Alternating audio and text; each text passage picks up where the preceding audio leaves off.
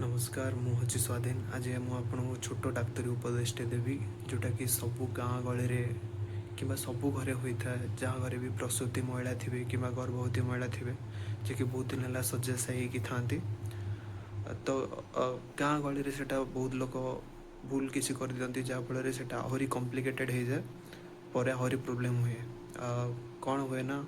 बेले बेले जो मैंने प्रसूति महिला था कि गर्भवती महिला था गोटे गोड़ अचानक बहुत बेसी फुली जाए जेहेतु से बहुत दिन है शଯ୍याशायी होती था गोटे गोड़ अति बेसी फुली जाए लाल पड़ जाए और बहुत दरज करता है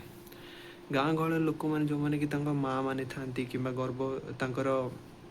शाशु मैंने था से कौन भावती यहाँ सेमती कर दरज हो तो तेल पकईकि कि गरम पानी रे मालिश करती से एक्चुअली से मालिश करने कथा नुहे एक्चुअली से कौन होता है ना सेटा गोड़र जो शिरा प्रशिरा होता है से जमाटा बांधि जाए से जमाटोटा कौन करे ना जिते मालिश करने द्वारा से जमाटोटा सेठू बाहर की आमर फुसफुस नलिकार फसियार थाए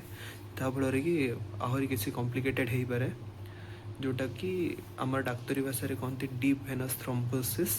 जोटा कि आमर जिते फुसफुस अटकी जाए कहते पल्मोनारी एम्बोलिज्म